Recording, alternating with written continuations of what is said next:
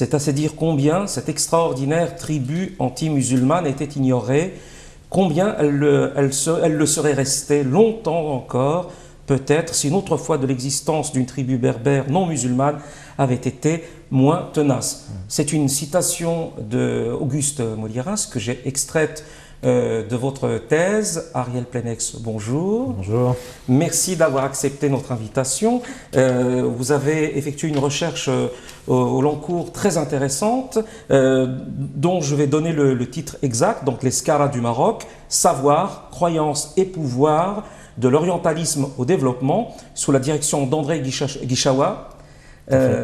Ariel Plenex, nous allons essayer, parce que c'est un terrain, le terrain que vous avez étudié est extrêmement complexe, donc nous allons essayer de construire notre échange de façon un petit peu logique. En premier lieu, donc, bon, je précise, s'agissant de vous, que vous travaillez dans le cadre d'une recherche en anthropologie. Vous vous intéressez donc au monde berbère et au monde, principalement aux Zénètes. Oui. Et par ailleurs également donc au monde musulman, au sein de ces populations, si je comprends bien. À peu près. On reste sur les formes hétérodoxes de l'islam et leur inscription dans l'espace berbérophone, et notamment, plus spécifiquement, sur tout ce qui fait lien entre des groupes anciennement désignés comme zénètes. Alors je voulais dire hérésie et je me suis censuré. Et je n'osais pas dire le mot hétérodoxe et je pensais d'abord hérésie. Mais il semble que ça ne soit pas forcément la terminologie que vous adoptiez concernant les désignations que l'on peut appliquer donc à ce qui n'est pas conforme à un islam dominant. Hérésie, c'est un terme qui vient de l'histoire religieuse chrétienne, de l'historiographie chrétienne. Et appliqué à l'islam, il a paru aux premiers historiens, disons, de l'islam, auteurs orientalistes, disons, que ce n'était pas une grille de lecture qui pouvait s'appliquer à l'islam et qu'on parlait d'orthodoxie et d'hétérodoxie. Dans le dictionnaire historique de l'islam, par exemple, de Dominique et Janine Sourdel, il n'y a pas de terme hérésie. On renvoie à différentes formes d'hétérodoxie ou de classification possible. Mais je ne suis pas complètement d'accord avec ça, mais c'est un grand débat, c'est un grand sujet, et pour l'instant, le terme hétérodoxe est une forme de prudence méthodologique nécessaire. Très bien, alors nous allons directement donc rentrer de plein pied dans notre sujet, les Scaras du Maroc. Donc pour que nous puissions analyser donc, les liens entre cette population, l'hétérodoxie islamique, définissons d'abord, essayons de saisir d'abord qui sont ces Aïdskeri, Izakaren ou Skara. Donc quelle est cette population? Est-ce qu'elle existe encore aujourd'hui? Oui, elle existe tout à fait, cela dit, la première fois que je me suis rendu au Maroc pour entamer cette recherche, il s'agissait de savoir si effectivement ils existaient. Il n'y avait aucun témoignage de leur existence sur Internet par exemple ou dans des études plus récentes. Il y a même eu des expositions de photos sur les bergers Skara. Oui, absolument. Depuis.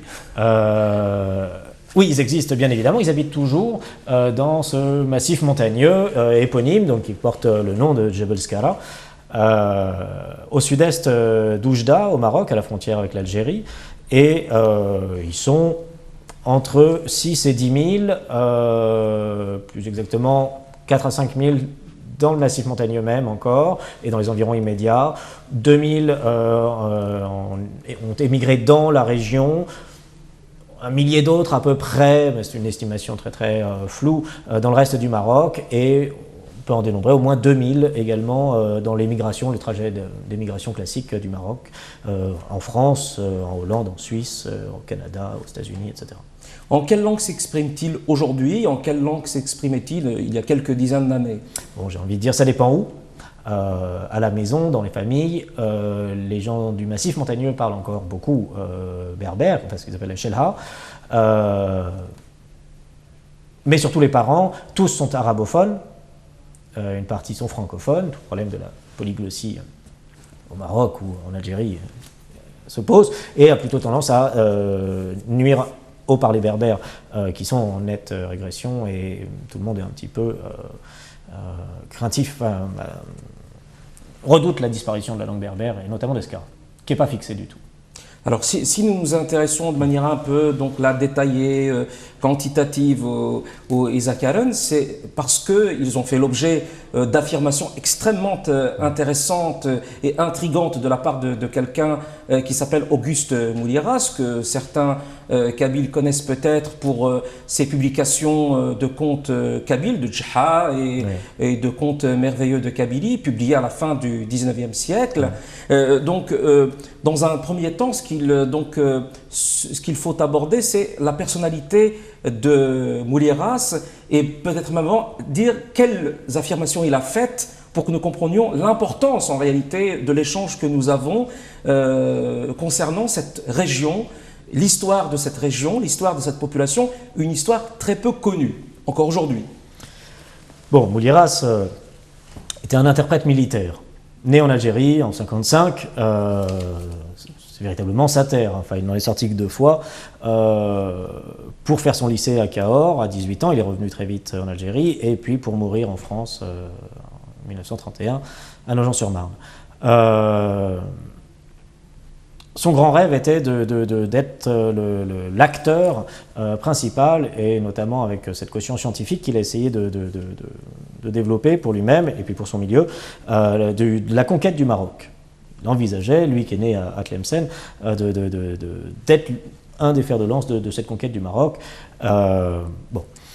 Il s'est formé petit à petit, sa maîtrise naturelle de l'arabe et du berbère, je dis naturelle parce qu'il a appris ces 2 langues dans son enfance, les a parlé couramment avant d'en faire un savoir un petit peu plus universitaire. Il s'est formé à l'École supérieure des lettres d'Alger sous la direction de René Basset. Qui était une personnalité très importante, du milieu universitaire français et plus particulièrement du milieu berbérisant.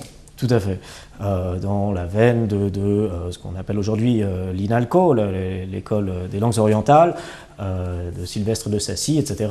On a essaimé des écoles de formation en langue qui ont formé des cadres locaux et français, et ça a servi de modèle pour la plupart des universités et des instituts français par la suite dans le monde arabe, au moins évidemment pour l'Institut Carthage en Tunisie ou l'Institut des hautes études marocaines à Rabat, qui est devenu l'université Mohamed V. Mouliras est quelqu'un qui était pétri de toute l'idéologie qu'on appelle coloniste de la Troisième République, très représentée par Jules Ferry, c'est-à-dire, ou Auguste Comte, une forme de positivisme, le fait de se débarrasser des idoles, la construction rationnelle du progrès, et donc la lutte contre l'obscurantisme et l'ignorance, dont la religion était un des pans les plus actifs.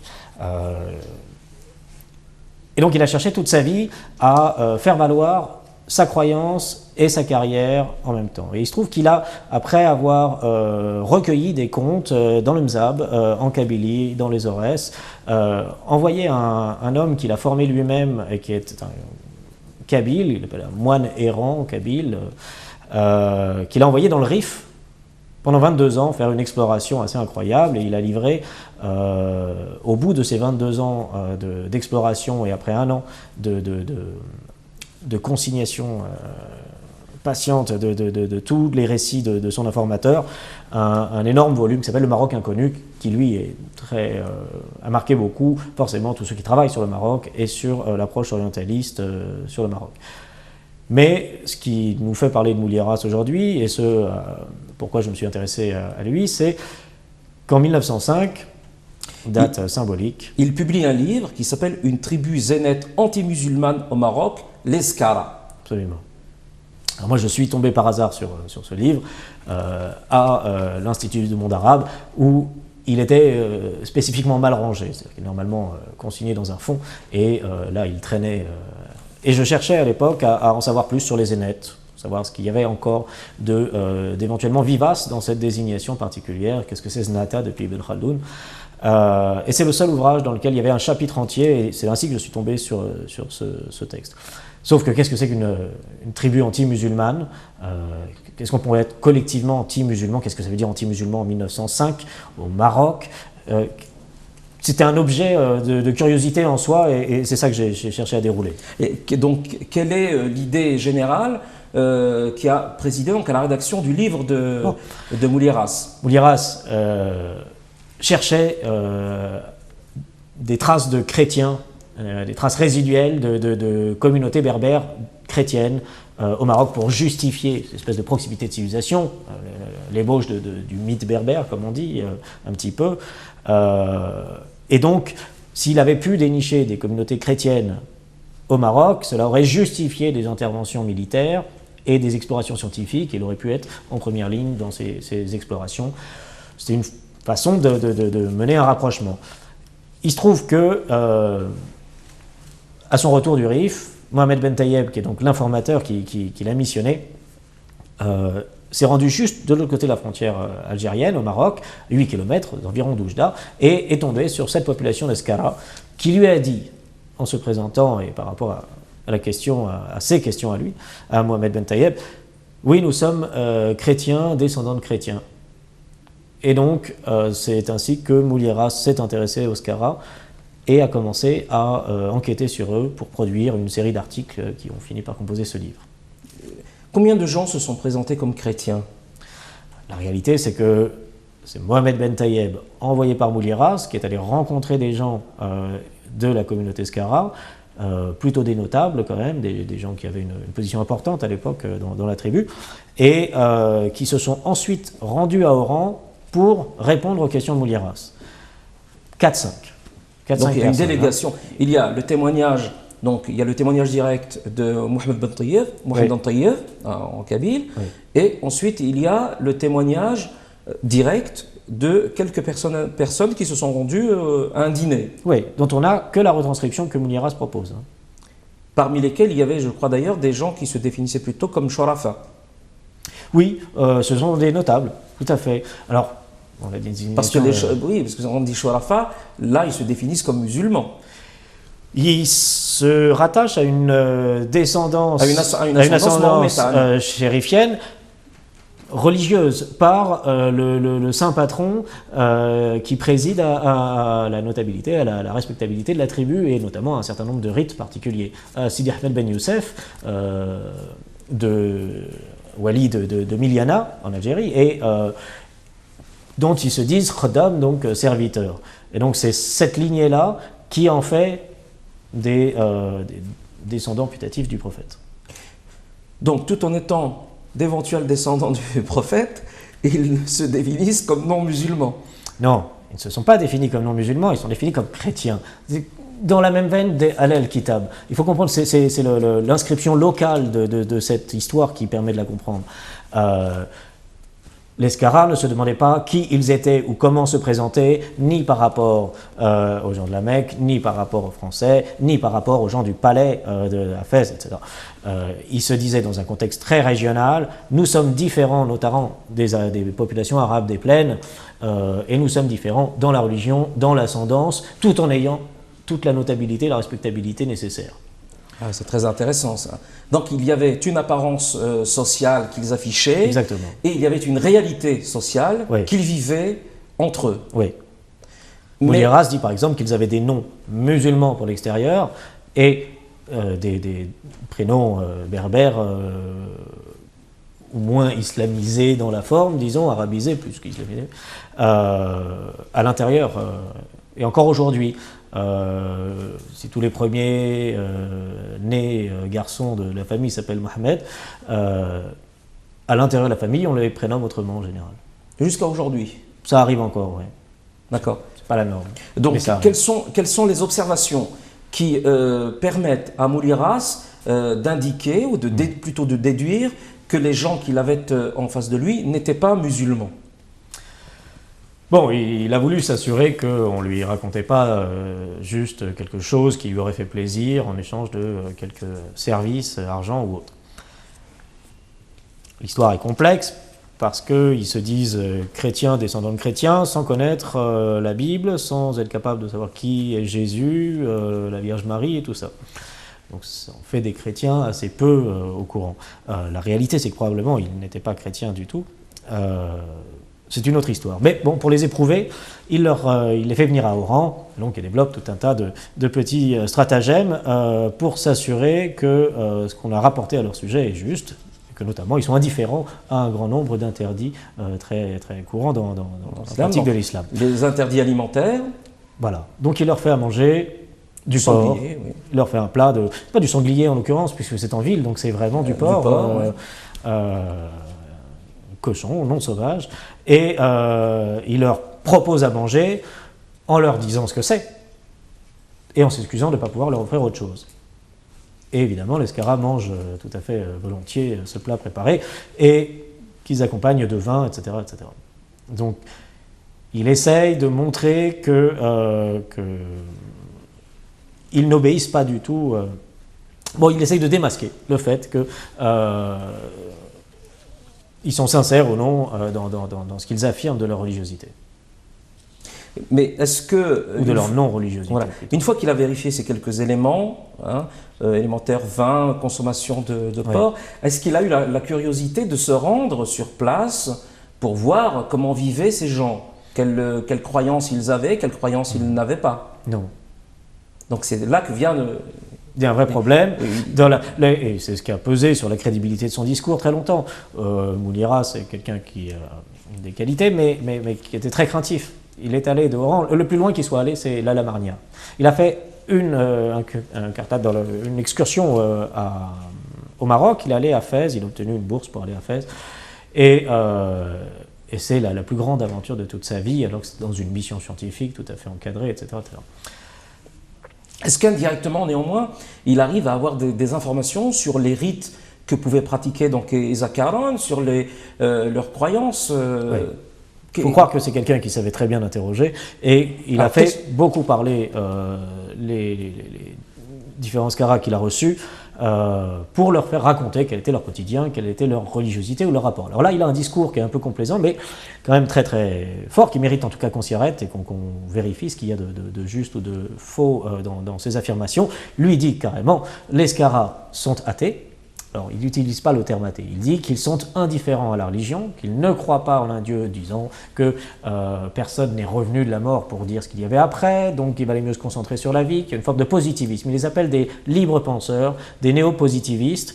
En fait, il utilise une terminologie, on va dire, européenne, ou occidentale, enfin voilà, de tradition philosophique européenne. Appliquer une population qui ne correspond pas forcément... Tout à fait, c'est sûrement la matrice de ces erreurs d'interprétation. Voilà. Mais c'est très ethnocentrique, comme on dirait aujourd'hui. Mais se trompe-t-il dans le fond? S'il se trompe dans la terminologie, se trompe-t-il dans la réalité des choses qu'il décrit? Non, ce qui est très étonnant et déroutant chez Mouliras, c'est que bien qu'il ne se soit jamais rendu sur place, bien qu'il ait rencontré 4 ou 5 personnes, tout ce qu'il dit, que je me suis attaché à vérifier, est vrai et vérifiable. Mais toute l'interprétation, elle, est fausse et elle est prise dans ce contexte de l'époque. Alors, donc, qu'est-ce qui distinguait ces Isaac Aron et Skara des autres berbères qui vivaient autour, des arabophones qui vivaient autour des montagnes Skara? Par leurs mœurs, par leurs croyances? Oui, alors c'est compliqué. Les Scaras sont une population qu'on dit endogame, c'est-à-dire qui se marie essentiellement à l'intérieur et qui tient absolument à préserver tout à la fois le rapport à la terre, un certain nombre de lignages, des alliances politiques, etc. Donc ça les place à part. Mais il se trouve qu'ils se sont également distingués par un certain nombre de rites et de pratiques qui les rendent curieux encore aujourd'hui aux yeux de tout le voisinage régional, y compris des autres populations berbères. Avec quand même des nuances à formuler, c'est-à-dire que tout le monde a réécrit un petit peu son histoire, et c'est juste plus difficile pour les Scaras, parce qu'il y a le témoignage de Mouliras, de réécrire leur propre histoire. Mais à l'époque, dans le livre de Mouliras, les Bni Bouzégou qui sont juste à côté, ou Bni Yala qui sont juste à côté, partagent les mêmes rites. Alors il se trouve que les Scaras ont plus de manger du sanglier, ce qui n'est pas non plus extrêmement surprenant. On a plein d'histoires qui en attestent. Moi-même, je témoigne que dans ma région, les gens mangeaient, jusque dans les années 80, jusqu'à l'arrivée du terrorisme, beaucoup de gens mangeaient du sanglier. Et encore aujourd'hui, dans de nombreuses régions en Kabylie, les gens consomment du sanglier. Faim, on mange, c'est pas l'interdit majeur, etc., etc. Par goût plus que par faim, hein, véritablement. Et par goût. Bon. Oui.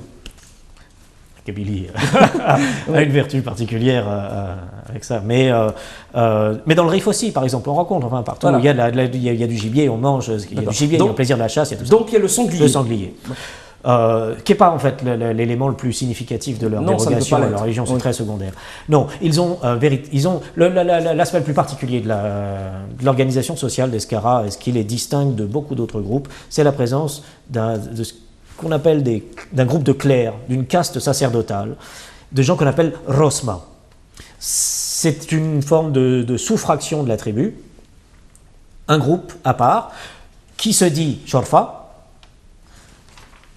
parce qu'il se rattache à l'enseignement de Sidi Ahmed Ben Youssef, et qu'on retrouve nulle part ailleurs. Et eux sont une forme de groupe de prêtres qui officient à un tas lors d'un tas d'événements, qui officient lors des mariages, lors des enterrements, à toutes les fêtes agraires, de villages, etc., etc. Ils sont l'équivalent d'une communauté religieuse qui préside à l'ensemble de la vie religieuse et sociale de la tribu. Or, eux sont porteurs d'un discours un peu particulier. Ah, ouais. Parce que jusque-là, disons que c'est une confrérie religieuse islamique qui s'adapte un peu au contexte dans lequel elle vit, c'est tout. Je ne vois pas ce qui distingue... Sauf qu'ils n'ont pas de forme confrérique, oui. Qu'ils vivent simplement comme un autre des sous-groupes de la tribu, sinon que, en tant que Shorfa, ils ont cette capacité particulière à diriger les actions et la morale des autres membres du groupe. Non, ils ont des positions beaucoup plus difficiles à comprendre.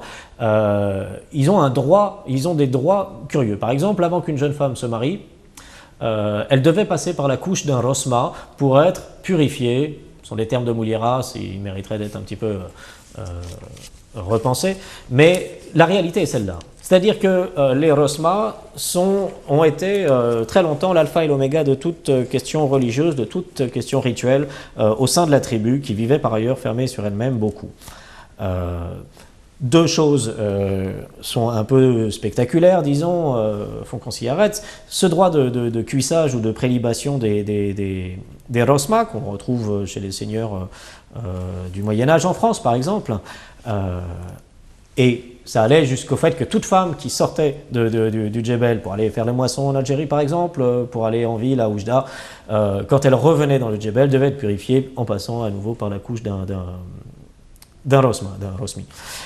Ça ne relève pas tout à fait d'une pratique spirituelle, me semble-t-il, non? Ça s'inscrit dans un discours spirituel, dans un rapport entre le pur et l'impur, dans la souillure. Et ce qui est intéressant, c'est que ce n'est pas le fait qu'une femme aille se commettre, avoir des relations sexuelles à l'extérieur, ça c'est pas tellement posé comme un problème moral, ça paraît assez inévitable. Non, c'est le fait de coucher avec un étranger. Et donc pour être purifié, c'est purifier des contacts avec l'extérieur, et notamment avec des populations arabes, ce qui, dans ce contexte micro-régional, était très très important. Et la plus grande offense qu'on pouvait faire. Donc, c'est qu'un aspect, mais c'est un aspect important. Il y a un rite un peu plus important et plus significatif qu'on appelle la nuit de l'erreur, qui est assez connu dans disons le folklore général. On en a entendu parler, mais ça passe pour une invention. Or, en fait, il y a des témoignages tout à fait concrets et réels d'existence de ce rite particulier, qui est un rite de fécondité, en termes anthropologiques, qui a d'autres vertus, et qui évidemment départ un petit peu d'avec l'image qu'on a aujourd'hui de l'orthodoxie musulmane, ou disons de la façon dont on peut inscrire la question sexuelle dans la pratique religieuse. Cette nuit de l'erreur, qu'on appelle aussi nuit de l'enlacement, c'est une cérémonie qui a lieu 2 fois par an, au solstice d'été et d'hiver, et qui conduit un grand nombre de couples mariés d'un certain âge et d'une certaine notabilité malgré tout, à se réunir tous dans une grotte, qui rendait tout à fait possible ce genre de cérémonie, c'est-à-dire assez grande, assez vaste, assez dissimulée, pour se tromper littéralement de partenaires le temps d'une nuit. Toute une ritualisation de la façon dont on arrive dans la grotte, dont on se présente, dont on maintient le secret. Il y a 2 formes d'interrogatoire qui permettent de s'assurer que tous ceux qui sont là sont bien, ont toute leur place, d'éviter que des intrus ne viennent par curiosité, auquel cas ils étaient mis à mort véritablement, parce qu'ils menaçaient la sécurité de la population. Donc les Skara étaient quand même conscients de ce qu'il y avait d'interdit dans cette pratique. Et Et cette pratique, voilà, s'inscrit dans un contexte général. Là, c'est beaucoup plus intéressant, parce que, et en plus, ça ressort, il me semble que cela se rapporte à des rites connus, par exemple le culte des grottes, hein, qui est très connu chez les Berbères. Donc là, oui, là, nous sommes davantage peut-être dans des pratiques rituelles et spirituelles qui s'éloignent des rites musulmans. Donc, oui, ce qui est certain, c'est qu'on ne rencontre pas ce genre d'invitation religieuse, ni dans le Coran, ni dans aucun des textes liturgiques de l'islam. Encore qu'elle ne soit pas forcément... Là, il faudrait d'autres enquêtes probablement. Il n'est pas certain que cela se soit limité à cette région. Il est certain que ça ne s'est pas limité à cette région. On dispose... J'entends sur l'ère même de l'Afrique du Nord en général. Tout à fait. Alors, il y a plusieurs choses. Mais disons que si on cherche... J'avais fait un article sur la question de la nuit de l'erreur. Et en fait, en cherchant bien, on trouve des témoignages. Disons, au Maroc, on a une dizaine de témoignages et d'enquêtes. Edmond Douté, qui était un contemporain de Mouliéras, qui a écrit un ouvrage qui s'appelle Magie et religion en Afrique du Nord, Maghreb, est allé enquêter dans d'autres populations. Émile Dermengem, chercheur qui a vécu en Algérie toute sa vie aussi, et auteur d'un livre fameux qui s'appelle Le culte des saints, lui a également enquêté dans une autre population du sud du Maroc, chez les Ataouna des Renanma. Bon, on rencontre la nuit de l'erreur, et Émile Laoust, auteur de Mots et choses berbères, témoigne également de la présence de la nuit de l'erreur dans différentes populations. Donc on a des témoignages écrits, on a des témoignages d'explorateurs, d'agronomes, en plusieurs endroits du Maghreb, qui attestent que ce rite-là a été plus répandu, ne s'applique pas qu'au Skara, et donc témoigne à un moment donné d'un pan de religiosité ou d'une forme d'enseignement religieux, de tradition particulière, dans laquelle ce rapport à la sexualité et le fait de mêler des rites de fécondité au culte des grottes, etc. De l'équinoxe, etc. Absolument. Oui, nous sommes là dans une forme de cohérence, on va dire, religieuse, spirituelle, je ne sais pas quel terme il faudrait utiliser. Avec un point curieux, c'est que tous les termes qui servent à désigner ces rites et leurs encadrants sont arabes. Il n'y a pas de terme berbère pour désigner ces pratiques. Il n'y a que des termes arabes. Que faut-il déduire de cela? Que ça s'inscrit dans la période musulmane et que sous le sceau d'une certaine islamité, comprise. Il a fallu trouver le moyen d'autoriser la survivance de ces pratiques. Je crois que ça s'est développé de manière autonome et que ça a circulé. Il ne faut pas oublier que le périmètre des territoires aujourd'hui, c'est quelque chose de très nouveau. En Afrique du Nord, on circulait, on avait des cités-États, on avait des pouvoirs, disons, qui n'avaient une surface de contrôle qui était très limitée. Donc les populations étaient beaucoup plus autonomes qu'elles ne le sont aujourd'hui et avaient toute latitude pour pratiquer les rites qui leur semblaient le mieux convenir à ce qu'on appelle l'éthos tribal, c'est-à-dire la population, qu'est-ce qui les définit et comment ils se reconnaissent, comment ils définissent une personnalité collective autour de quelques rites qui les différencient des autres. Mais donc Auguste Mouliéras, a-t-il fait une extrapolation à partir d'éléments de syncrétisme ou de pratiques, on va dire, clandestines par rapport à une forme d'orthodoxie islamique? Non, on ne peut pas dire de Mouliéras qu'il se soit trompé. Non, a-t-il extrapolé? Il n'a pas extrapolé, il est allé lire exclusivement chez les Skara, il a pris leur récit, et il l'a pris comptant, et on a soupçonné que les Skara aient menti à Mouliéras, ou que Mouliéras ait enjolivé les choses pour se faire plaisir. La réalité, c'est qu'en fait, il a juste rapporté des propos qui étaient le reflet de la réalité sociale des Skara. Il se trouve que lui, il a cantonné aux Skara, mais qu'en cherchant à élargir le modèle, ou à savoir si on avait d'autres récurrences de cette pratique, d'autres mentions, on en rencontre d'autres. Et donc, c'est une façon de lever un voile sur toute une histoire d'un certain nombre de pratiques religieuses et sociales, inscrites dans l'espace berbère, mais pas que, sous le sceau de l'islam, avec des variations très particulières. Mais justement, est-ce que l'on sait si ces gens se définissaient comme musulmans ou pas? Parce que c'est ça l'essentiel. Non, ils se définissaient comme non-musulmans. C'est-à-dire pas comme musulmans. Muslimin est un terme qu'ils récusaient. D'accord, tout en étant encadrés par des shorafa. Parce que c'est ça qui est, qui est paradoxal. Par deux groupes de shorafa, c'est-à-dire un groupe de descendants de Sidi Ahmed Ben Youssef, sont de la famille, et un groupe de disciples de l'enseignement de Sidi Ahmed Ben Youssef par l'intermédiaire d'un de ses disciples. Est-ce que c'est donc ces observations, cette collecte d'informations réalisée par Moliéras a eu une postérité ou pas? Et vous allez nous répondre dans quelques instants. Nous allons faire une petite pause. Pour moi, l'émission est passionnante. J'espère qu'elle intéresse les gens autant que la lecture de votre thèse m'a intéressé, autant que cet échange m'intéresse. Donc nous allons revenir dans quelques instants à Noural Felwitheka, à Ariel Plenex. Ariel Plenex. إيغوران يون تفتر غف يون نوغذوذ ذا مزيغ الماروك اسميس les Scaras du Maroc, savoir, croyance et pouvoir, de l'orientalisme au développement. Donc je ne l'ai pas dit tout à l'heure, mais c'est à Sorbonne Paris 1. J'ai oublié d'indiquer l'université de rattachement. Donc avant la petite pause que nous avons faite, nous parlions de la postérité de Moliéras. Oui.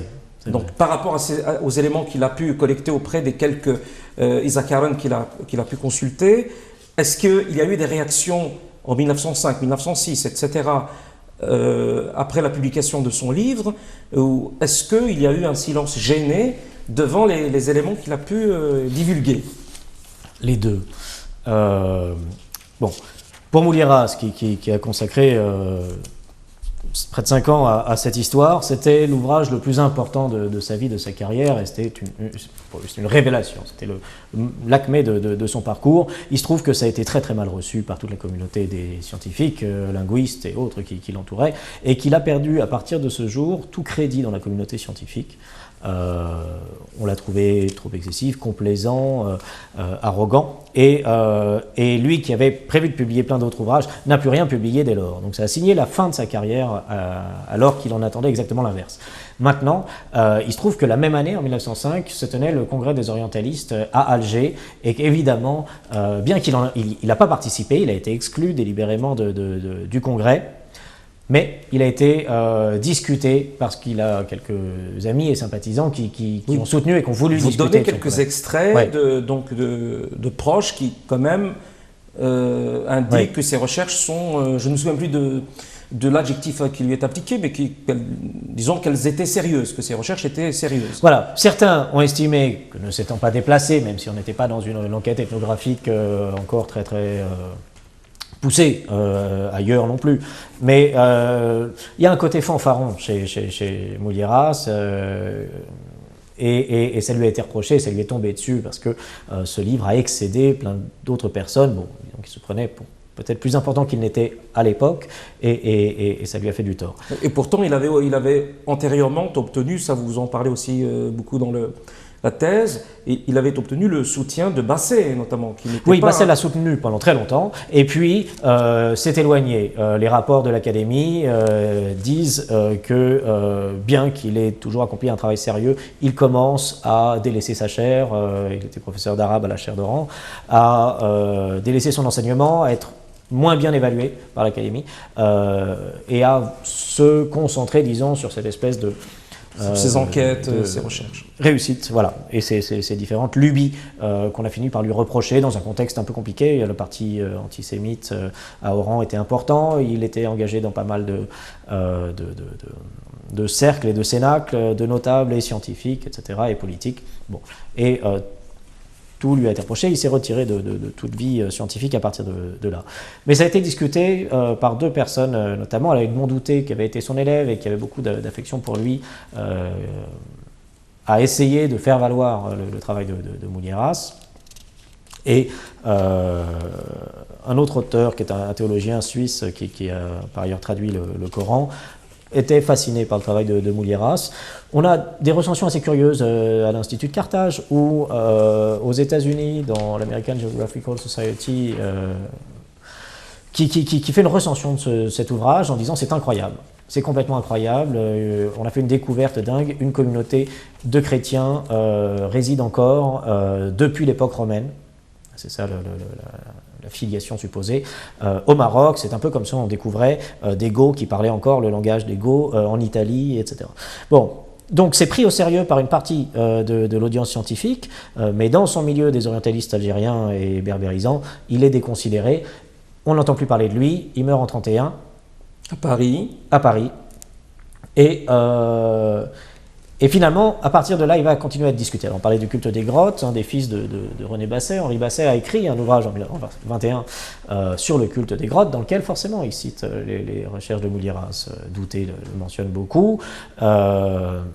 Et tous les écrits, Fernand Benoît, ensuite, il se crée l'Institut des hautes études marocaines au Maroc, la revue Espéris, etc. Tout ça continue de creuser ce sillon finalement, et donc on recroise la route de Mouliéras. Il est mentionné à travers différentes recherches que mènent, ou bien des militaires, ou bien des linguistes. Qu'ils soient mentionnés, je veux bien, mais ont-ils cherché à vérifier Non, personne, jamais.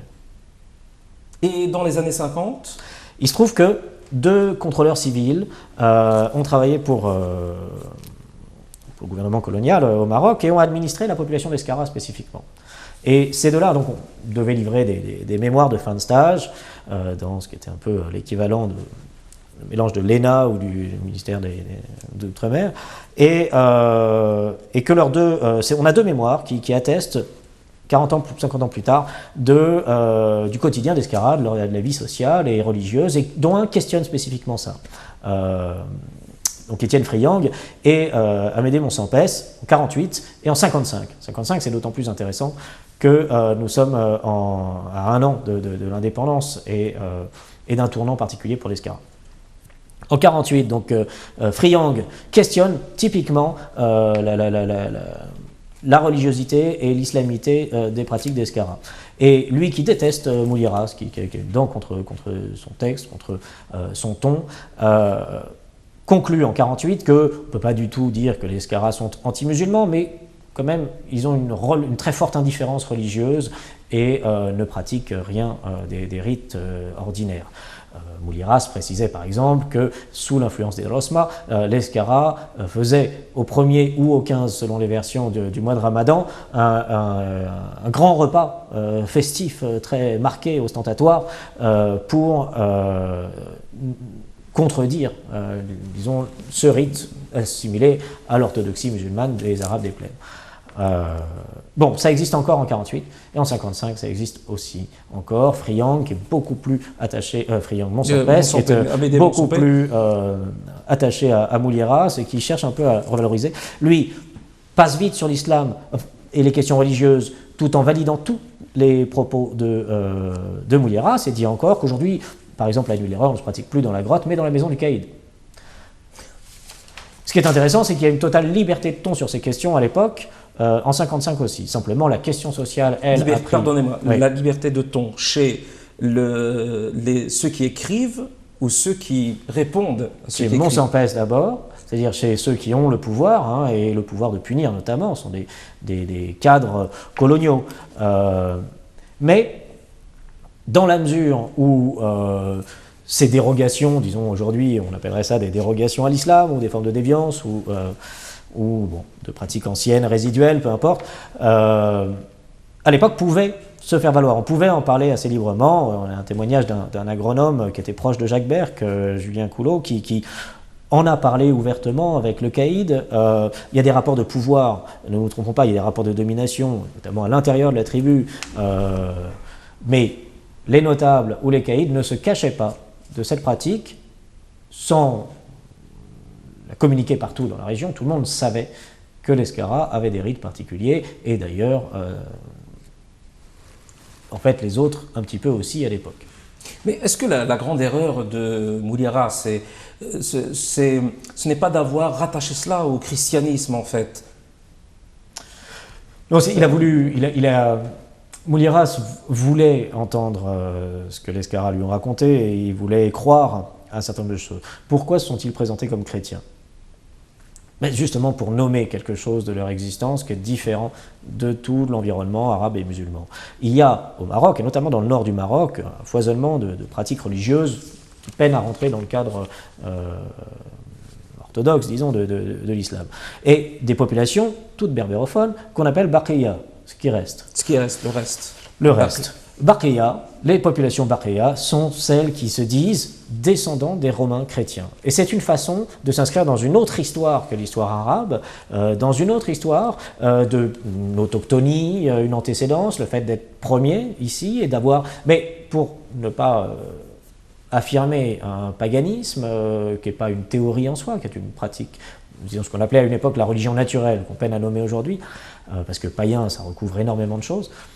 Mais dans cette veine des Halal Kitab, qui donc ont un statut quand même tout à fait acceptable, qui honorent le même Dieu et s'inscrivent dans cette même reconnaissance de la toute-puissance et de la création du monde par Allah,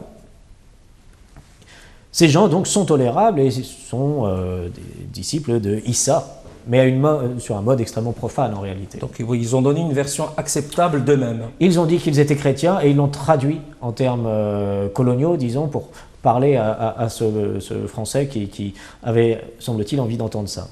On a pensé qu'il pouvait être juif. On a pensé qu'il pouvait être druze. Louis Massignon, grand islamologue, fait une enquête dans tout un travail qu'il a fait sur les karmates et se demande si l'Eskara, donc il avait connaissance du texte de Moulirin, s'il ne le remet pas en cause une seule seconde. Et il trouve ça normal, il le comprend et il l'inscrit dans une trame plus large de l'histoire de l'islam et de ses variations diverses. Et il se demande si les Eskaras ne sont pas des karmates. Karmat, c'est au Yémen quand même, au Xe siècle. Il y a une distance et géographique et temporelle qui rend difficile le point de contact.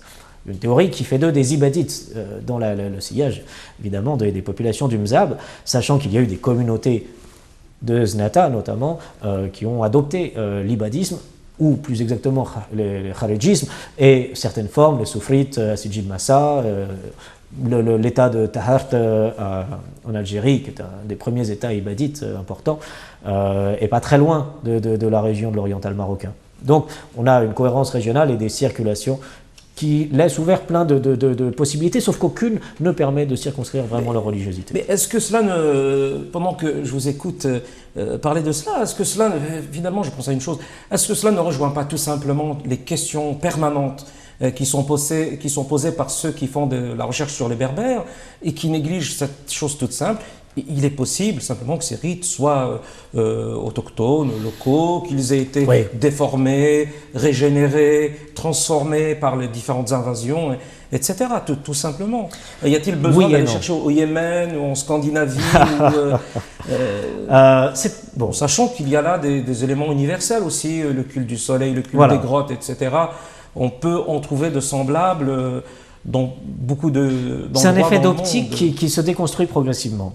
René Basset a écrit quand même en 1910 un très long article d'une centaine de pages, mais qui n'est pas publié comme ouvrage. C'est pour ça que la religion des Berbères, c'est ça ? La religion des Berbères. Bon, pourquoi est-ce qu'on ne dit pas c'est la religion des Berbères ? Parce que c'est pas simple. D'abord, les termes, je le disais, des rites sont tous en arabe, et donc sous l'influence d'une forme d'islamité. C'est l'histoire et le rattachement à un saint de l'islam tout à fait respecté, en Algérie, à Miliana notamment, mais dans Dermengem dit que c'est un des saints les plus notables et les plus respectés de tout le Maghreb, Sidi Ahmed Ben Youssef. Personne ne douterait de la qualité de piété et de savoir de cet homme. Qui a montré un tas de vertus. Il y a eu quelques recherches sur lui qui sont très intéressantes. C'est un personnage qui avait une véritable pensée. Et l'histoire par laquelle Eskara se rattache à Sidi Ahmed Ben Youssef, c'est que eux-mêmes seraient clairement de très mauvais musulmans, pas pieux, des rites de contradiction, des dérogations, une autonomie assez farouchement défendue, mais que ces gens ont une qualité d'âme et une forme de dignité et de droiture qui en fait des êtres moralement supérieurs à un tas de gens qui jouent de l'islam comme d'un paravent pour leur propre qualité d'être humain, mais qui en fait par derrière ne sont pas pieux ni véritablement respectueux du dogme. Alors nous allons sauter quelques dizaines d'années et nous arrivons aux années 2000. Et là, donc, il y a un jeune chercheur qui s'appelle Ariel Plenex, et que j'ai en face de moi, qui s'intéresse, donc il découvre, comme il nous l'a dit tout à l'heure, le livre par hasard dans une bibliothèque. Et donc vous vous rendez, évidemment, vous rendez au Maroc, vous essayez d'aller à la rencontre de cette tribu. Mais je voudrais vous poser une question personnelle. Ce qui vous a intéressé, c'est d'abord donc la réflexion autour de l'islam et des différentes façons dont l'islam a pu s'exprimer selon l'ère géographique et culturelle dans laquelle il a pu régner, ou c'était aussi les Berbères avec toutes ces différences culturelles, cette présence identitaire particulière, etc. Bon, moi j'ai commencé j'ai découvert le monde berbère vraiment par hasard. Rien ne m'y conduisait, rien ne me rattachait, d'ailleurs, ni à l'Afrique du Nord, ni à l'islam, ni aux Berbères, ni aux Arabes, ni aux Juifs d'Afrique du Nord, ni rien. Le fait que je n'y connaissais rien m'intéressait justement, il y avait tout à prendre. Et j'ai eu une formation à Paris 8 sur l'anthropologie de l'Afrique du Nord, et donc notamment par une femme de culture berbère qui nous a sensibilisés à tout ça. J'ai découvert Ibn Khaldoun et j'ai cherché à en savoir plus. Donc c'est par l'entrée en effet de l'histoire des Berbères que je me suis intéressé à ce sujet. Petite parenthèse historique, Ibn Khaldoun, parce que ça j'ai oublié de vous poser la question sur l'histoire, on va dire, ou l'historiographie des Scaras. Ibn Khaldoun, je crois, donc, ne parle pas des Scaras. Il faut attendre une époque très récente pour qu'on entende. Première mention écrite des Scaras, c'est 1812, c'est l'historien de la région Eziani. C'est-à-dire ni El-Bekri, ni El-Bekri, ni Oqal, ni personne. Personne ne mentionne ni Battuta, ni siècle personne. Pour qu'on ait... c'est un livre, je crois, traduit dans les années 1880, j'en ai oublié le nom, vous le citez, c'est Eziani. Eziani, qui est le premier à parler de cette population. Oui, qui les mentionne dans leur participation à l'histoire locale. D'ailleurs, qui ne mentionne rien d'autre que les batailles auxquelles les Scaras ont participé. On les rencontre, par exemple, dans la Mehala de Mohamed IV contre les Français en 1844 à la frontière. Bon. Les Scaras apparaissent, et ensuite ils apparaissent, ils n'apparaissent pas, enfin ils sont aussi dans des archives locales, administratives, militaires, etc. C'est tout. Mais on n'a rien sur eux. Le texte de Mouliera, c'est le premier à les mentionner véritablement, à faire leur histoire et à ouvrir sur ce monde insoupçonné. Revenons à vous. Oui. Donc, vous rendez au Maroc, et là, ce sont les premières pages de la thèse qui expliquent le parcours pour collecter de nouvelles informations, infirmer, confirmer les postulats de Mouliras. Et bon, c'est presque un livre en soi, parce que ce qui est très intéressant, donc vous racontez les différents obstacles auxquels vous êtes confrontés, des obstacles méthodologiques, des obstacles pratiques par rapport à l'État marocain, à ses institutions, par rapport aux populations, évidemment, Skara. Donc, nous allons essayer de résumer rapidement tous ces éléments-là. Pour vous, quel est en premier lieu l'obstacle auquel vous vous heurtez? Nous allons parler par exemple de l'institutionnel. Oui, bon, moi j'y suis allé avec beaucoup de naïveté. Je pense que j'ai pu faire ce travail parce que je ne soupçonnais pas ce qui pouvait engager autour de moi. Et d'ailleurs, je crois que ça m'a aussi protégé.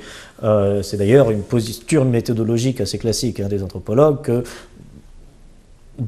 d'assumer d'être un idiot parmi des gens qui savent, puisque c'est de ça qu'il s'agit. Moi, je venais avec un peu de savoir, et puis... Donc ça m'a protégé. Ça m'a protégé de quoi? Par exemple, la veille de mon premier départ au Maroc, toute première fois que je pars au Maroc, j'avais rencontré une amie originaire d'Oujda et qui m'avait confié à sa famille pour loger. Et qui me demande de lire quelques pages de Mouliras. Je lui passe le texte et elle m'appelle la veille de mon départ, m'interdisant de prendre contact avec sa famille, rappelant que l'apostasie est condamnée par la prison au moins au Maroc, et que ça risquerait de mettre sa famille en danger. Donc je comprends là qu'il y a une prudence à avoir évidemment extrême, et j'ai développé une stratégie pour arriver petit à petit à la mention des Scaras, pour savoir, s'ils existaient, à l'époque que la question se posait, pour moi. Régionalement, tout le monde les connaissait, et ensuite pour voir s'il y avait un problème à parler des Scaras. Il se trouve que personne dans la région, et d'ailleurs les Scaras eux-mêmes, personne ne connaissait cette histoire, ni ce passé, et très peu de gens sont au courant du texte de Mouliras, de son existence. En revanche, le Maroc est le Maroc, depuis l'indépendance, la question, les enjeux identitaires, les enjeux sécuritaires, et c'est une région frontalière avec l'Algérie, on sait bien quels sont les problèmes et les tensions entre l'Algérie et le Maroc. Cette frontière est fermée et en continu depuis 1994, tout le monde a le souvenir des expulsions réciproques de 74-75, etc. Bon. Donc c'était très tendu, il n'était pas question d'arriver... bille en tête avec des questions ouvertes. Donc il fallait sonder la chose, et d'ailleurs il m'a fallu 5 ans pour que les langues se délient à peu près et que tous les dangers soient à peu près écartés.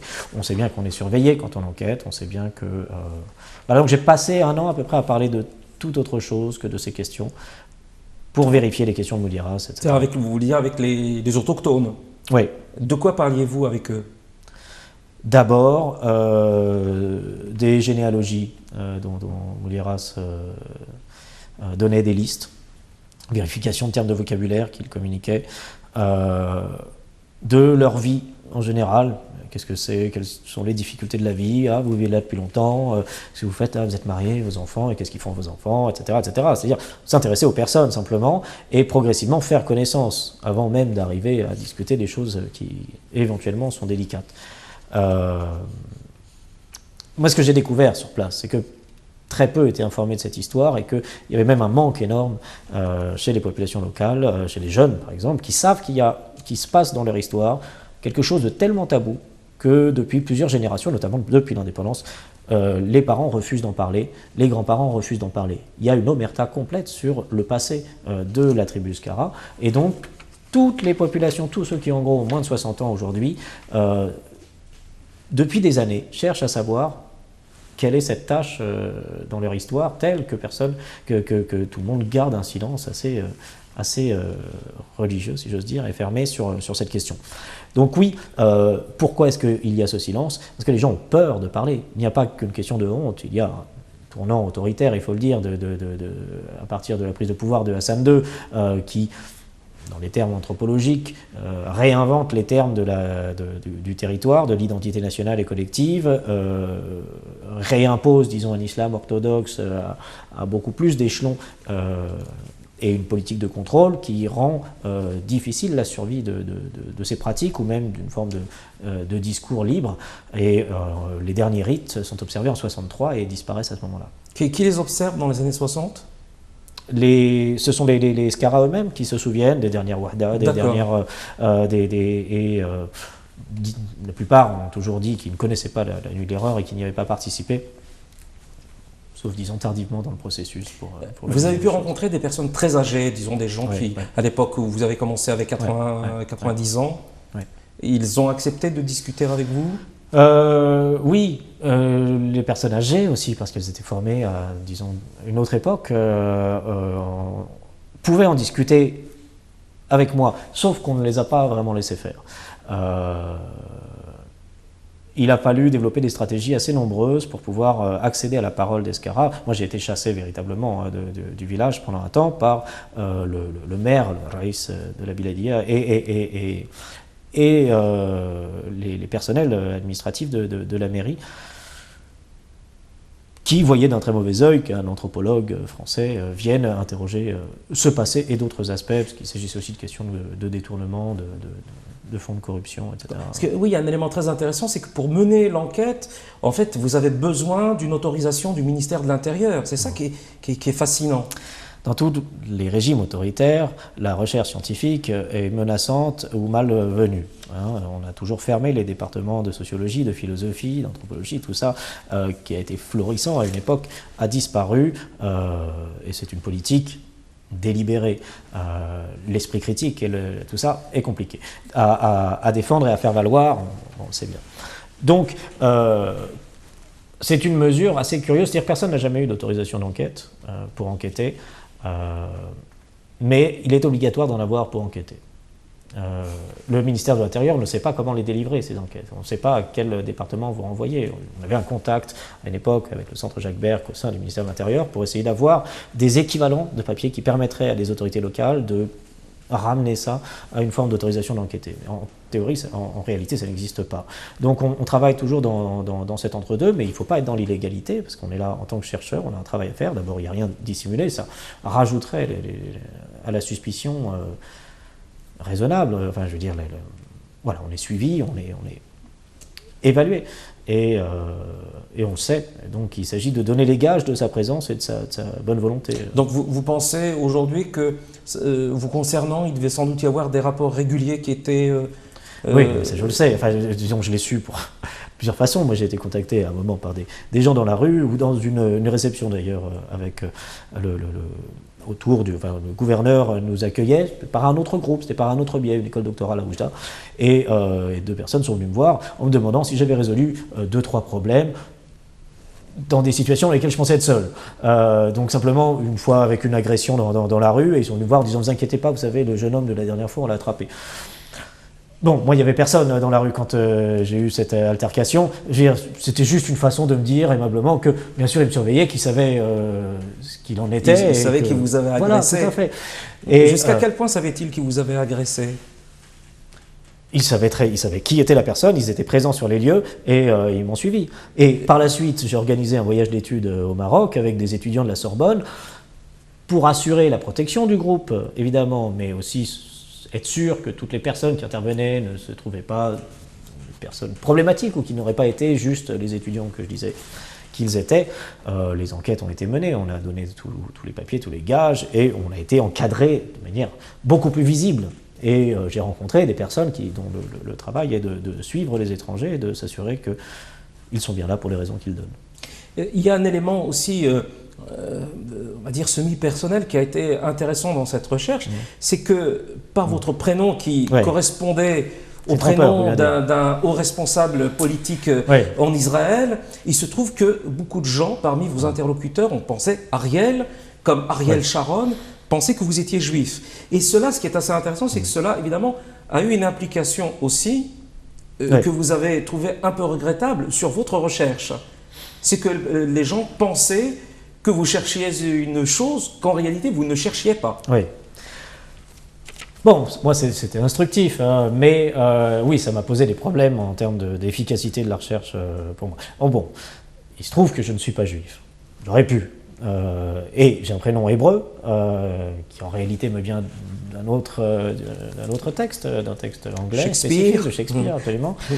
Et puis, gageons que mon physique colle assez bien aux caricatures possibles des juifs. Donc, bon, c'est très cohérent. Tout le monde croit que je suis juif. Hein. C'est pas que les Scaras ou d'autres berbères. Ensuite, mais ce qui est assez curieux, et il m'a fallu des années pour vraiment comprendre à quel point c'était répandu, tout le monde pensait, en gros, hein, parmi mes interlocuteurs Scaras, que j'étais un juif, qui avait sans doute des grands-parents berbères ou d'Afrique du Nord, et que je faisais une enquête sur les traces judéo-berbères de la région.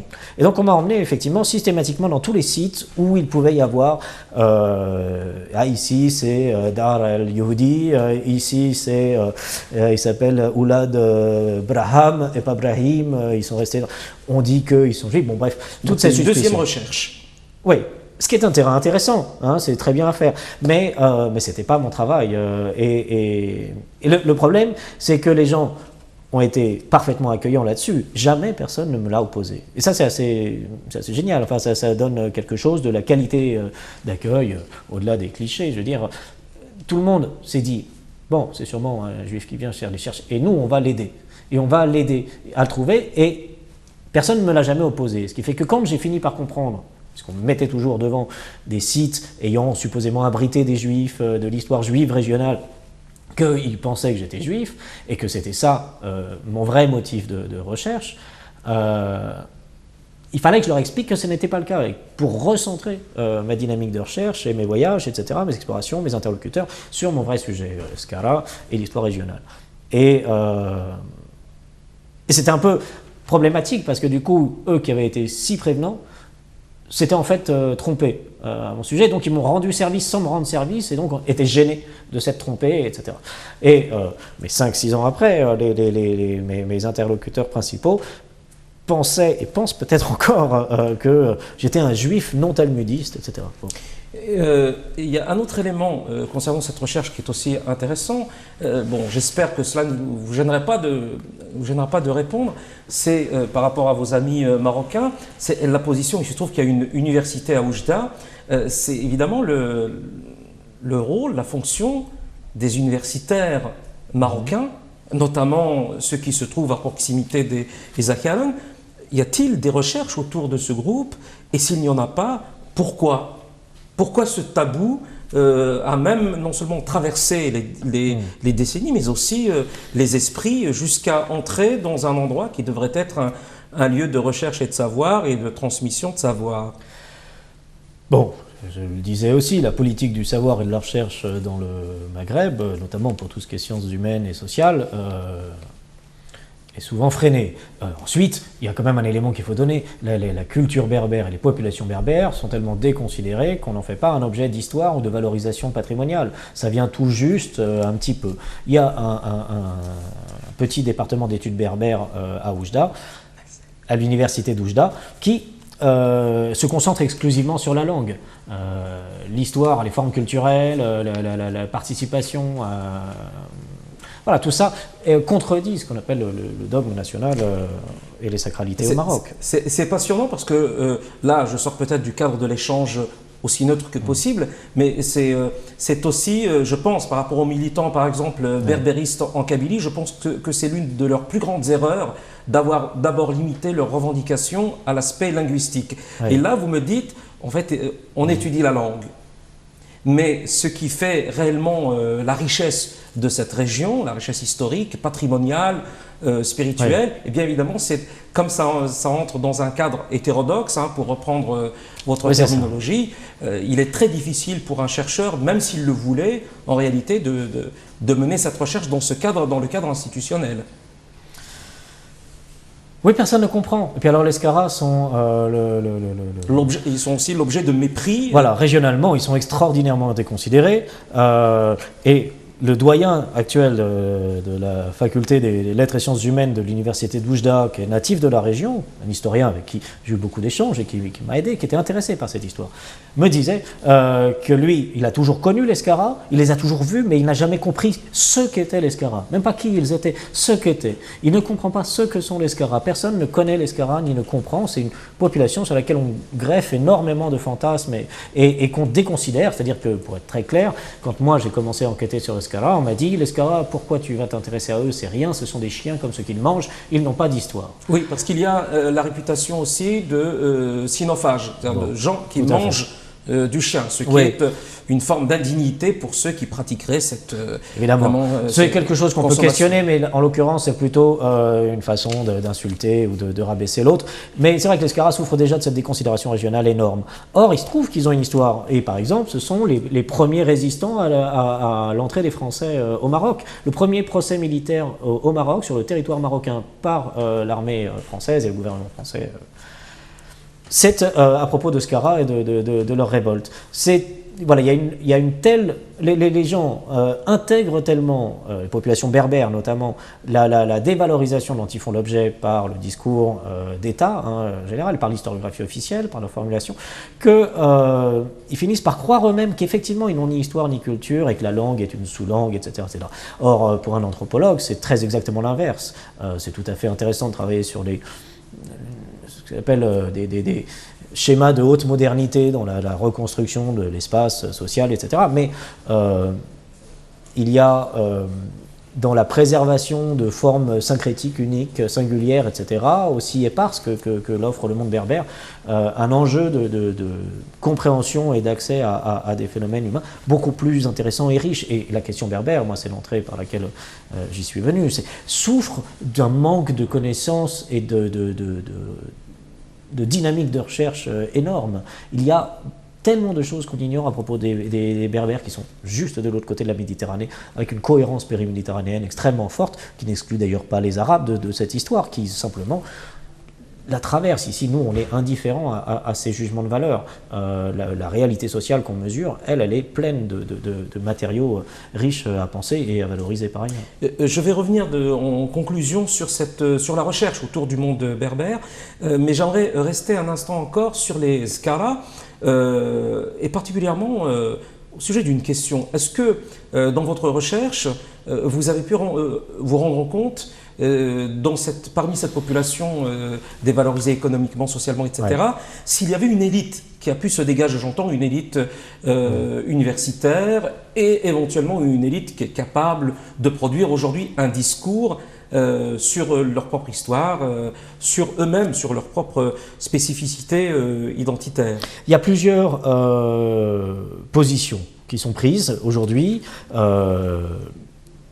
Un cas caricatural, par exemple, deux informateurs et des personnes qui étaient informées de l'existence de l'ouvrage de Mouliaras, qui l'ont bien lu, qui l'ont bien compris, qui ont essayé d'y remédier d'une certaine façon, sont deux positions antagonistes. Un cherche absolument à démontrer que les Scaras sont en fait des Shorfa et des descendants des Idrissides, etc., et donc qui veut anoblir d'une certaine façon, réarabiser toute la tribu.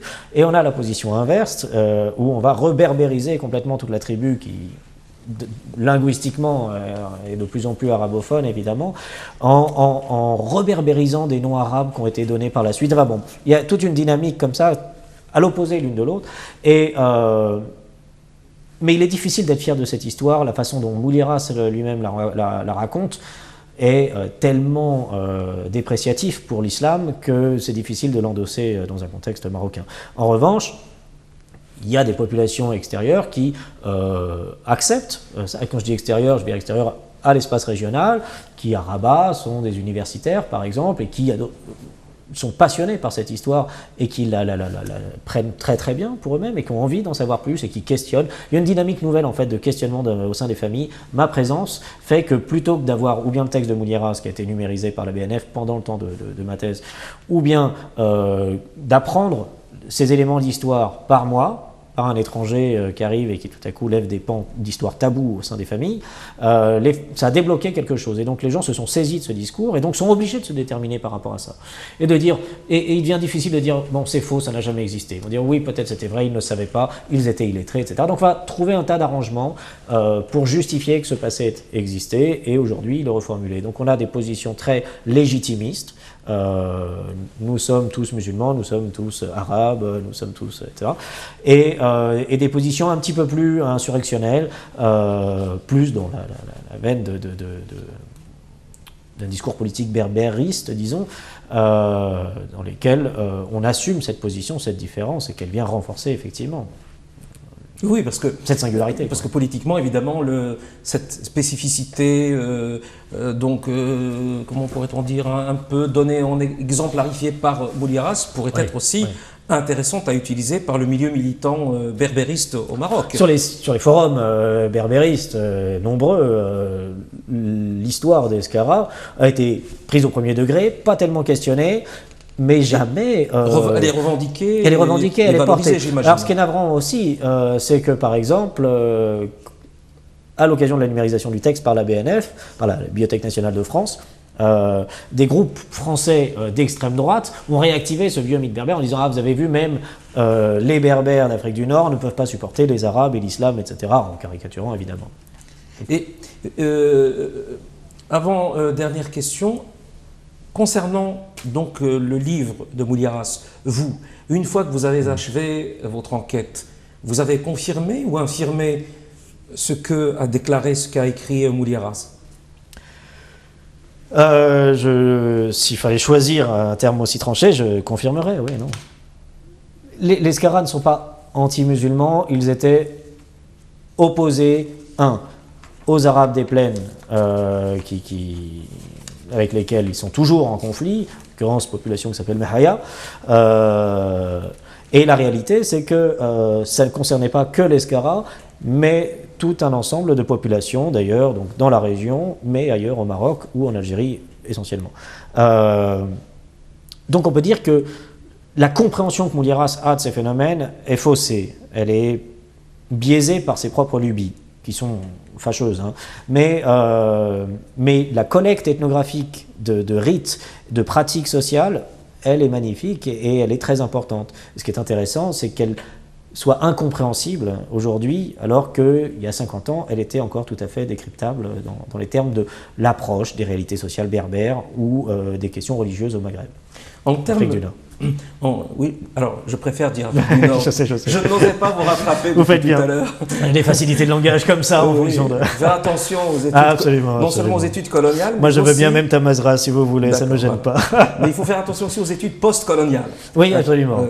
Mais je trouve que c'est très intéressant pour mettre face à des contradictions la question post-coloniale, cette histoire-là. Elle ne permet pas d'être réduite à un camp. C'est juste de la matérialité sociale, là, très diverse, qui n'a pas cherché à plaire à un discours idéologique. Il faut le prendre tel quel pour sortir de la complaisance. Moi, je suis allé en pensant trouver quelque chose, j'ai trouvé autre chose, et mon souci, c'est de comprendre véritablement ce que j'ai en face de moi. Ce que vous aviez trouvé.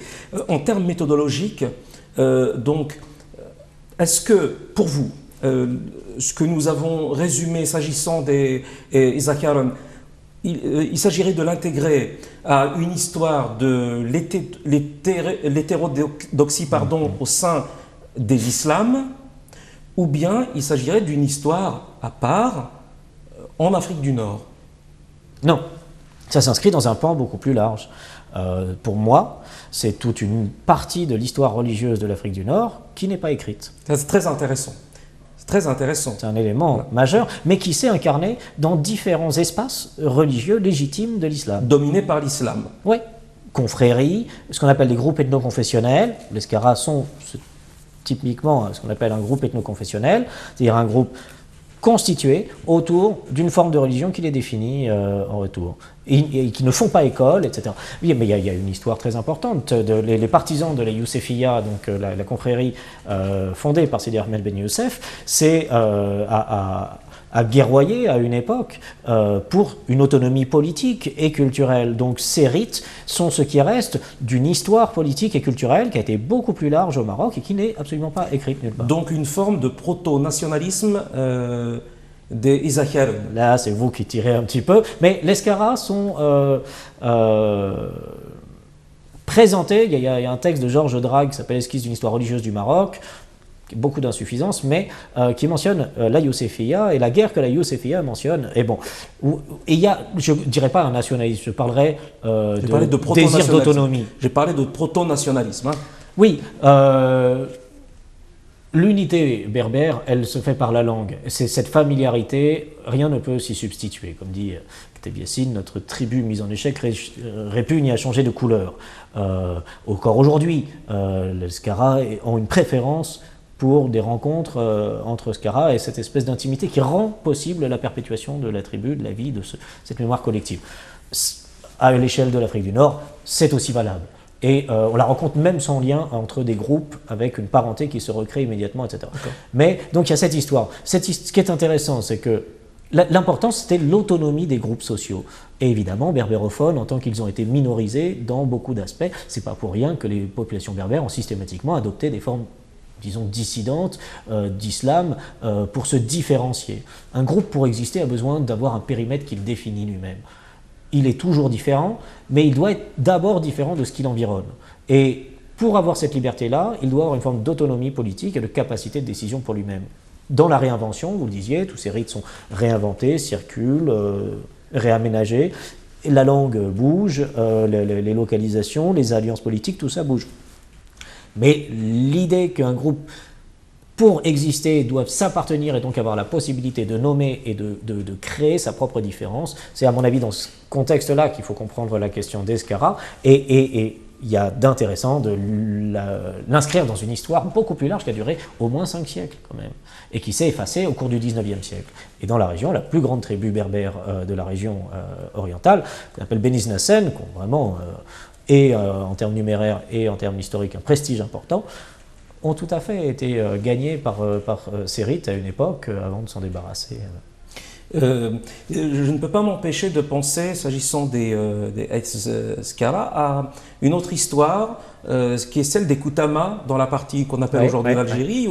Donc, je ne sais pas si vous vous en souvenez, Ibn Khaldoun raconte donc à un moment donné, il était honteux de se définir comme Koutama. D'ailleurs, ce nom aujourd'hui a totalement disparu. Donc, nous connaissons évidemment, grosso modo, c'est de Vgaïeth à Constantine, mais ce nom a totalement disparu. Les seules références que nous avons... Zenata aussi. Oui. Alors, est-ce que... Vous voyez où je veux en venir? Est-ce que cette population a envie de se dissoudre dans autre chose, de disparaître, d'avoir honte? La honte et la peur, la peur des autres, la honte de soi va entraîner la dissolution de cette population, ou bien... Je pense que c'est plus la misère et la précarité qui la frappe qui la dissout. C'est-à-dire que ce qu'ils ont perdu, c'est la capacité d'autonomie, la capacité à exister, quitte à avoir des confrontations, qu'il y ait des guerres internes aux différents groupes pour des choix aussi majeurs que la religion, la politique. Mais finalement, l'identité culturelle, si on la laisse se développer, elle se maintient. Et on peut changer de nom, le substituer par quelque chose qui sonne plus facile, qui nous évite d'être stigmatisés.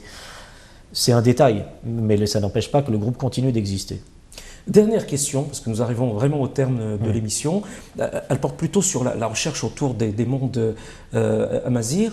J'ai constaté donc, dans votre bibliographie, et ça c'est assez intéressant, que vous citez des auteurs anglo-saxons, ce qui n'est pas tout à fait le cas chez beaucoup d'entre nous, hein, qui citons davantage des chercheurs français ou nord-africains.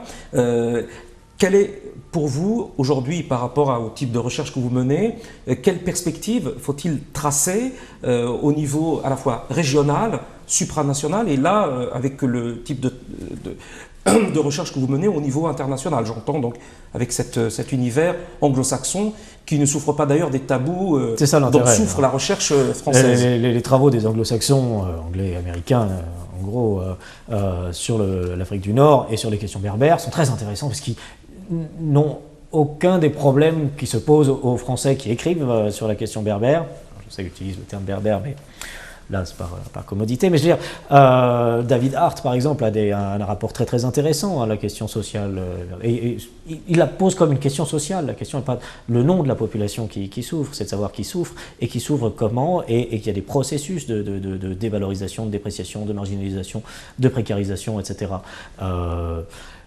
Il la pose en termes finalement assez rationnels et en termes de processus et de constat le fait, alors que nous on va l'inscrire dans une histoire culturelle, dans des confrontations, dans une compréhension, dans des jugements de valeur, des formes de légitimité. Il y a ou bien une position en gros pro-colonialiste ou bien anticolonialiste qui a marqué considérablement tous les travaux sur l'Afrique du Nord et sur les questions berbères évidemment depuis les années 50 en gros, et qui ne traverse pas, qui n'est pas spécifiquement problématique pour les chercheurs anglo-saxons, qui n'ont pas besoin de refaire toute l'histoire pour justifier de l'ethnographie qu'ils développent. Catherine Hoffman ou d'autres font des travaux très intéressants. Il y a un complexe français relatif à l'histoire coloniale qui finalement est un complexe francophone, c'est-à-dire nous qui parlons aussi cette langue, nous savons bien ce que les mots ont comme sens et comme sous-entendu, etc. Il faut déminer tout ça.